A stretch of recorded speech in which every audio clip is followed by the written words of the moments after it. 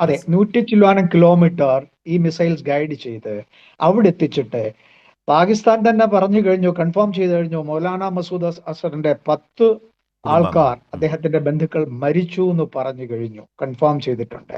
അത് precision attack അല്ലെങ്കിൽ എത്രയോ ആൾക്കാർക്ക് കൂടുതൽ, അല്ലെങ്കിൽ സിവിലിയൻസ്. ഇതൊരു മദ്രസ കേന്ദ്രമായിട്ട്, മദ്രസയുടെ തൊട്ടടുത്താണ് അതിന്റെ അണ്ടർഗ്രൗണ്ട്. അപ്പോൾ അവിടെ നമ്മുടെ മിസൈൽസ് അവിടെ എത്തിക്കുക. അതിൽ ഉപയോഗിച്ചിരിക്കുന്ന മിസൈൽസിന്റെ അറിവ് ശരിയാണെങ്കിൽ, അതായത് സ്കാൽപ് മിസൈൽ എന്ന് പറയുന്നത്, സ്റ്റോം ഷാഡോ എന്ന് പറയുന്ന മിസൈലും, രണ്ടാമത്തെ ഹാമർ. ഇതിനാണെങ്കിൽ 550 കിലോമീറ്റർ വരെ ദൂരത്തിൽ പോകാവുന്നതാണ് സ്കാൽപ് മിസൈൽ. അതില് ഏതാണ്ട് 1300 കിലോ ആണ് അതിന്റെ ഭാരം. അതിൽ 400 കിലോയോളം അതിന്റെ എക്സ്പ്ലോസീവ്സ് ആണ്.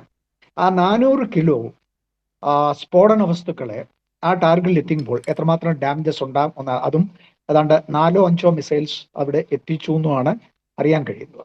ഒന്ന്. രണ്ടാമത്, 21 ലൊക്കേഷൻസ് ഇവരുടെ ടെററിസ്റ്റ് ട്രെയിനിങ് ക്യാമ്പുകളുണ്ട്, പാകിസ്ഥാൻ ഓഫ് കാശ്മീരിലും അതുപോലെ നാഷണൽ ബോർഡറിന്റെ അക്രോസ്.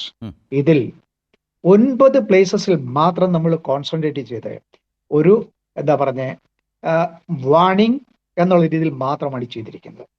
അതുകൊണ്ട് പാകിസ്ഥാന്റെ ക്ലെയിം അനുസരിച്ച്, അല്ലെങ്കിൽ അവരെല്ലാം പറയുന്നതാണെന്നുണ്ടെങ്കിൽ, അവർക്ക് റിസ്ട്രെയിൻസ് തയ്യാറാണ്, യുദ്ധത്തിന്റെ ആവശ്യമില്ല, സംസാരിക്കാമെന്നുള്ള രീതിയിലേക്ക് പാകിസ്ഥാന്റെ ഡിഫൻസ് മിനിസ്റ്റർ തന്നെ, ഖ്വാജ അഹമ്മദ് തന്നെ സംസാരിച്ചായിട്ട് ഞാൻ പാകിസ്ഥാൻ ടിവിയിൽ നിന്ന് കണ്ടു. അതുപോലെ ഇത്രമാത്രം പ്രിസിഷൻ. ബാക്കി 7 സ്ഥലങ്ങളിൽ ഇന്ത്യൻ ആർമിയുടെ മിസൈൽ, ഡ്രോൺസ് ആണ് അറ്റാക്ക് ചെയ്തിരിക്കുന്നത്.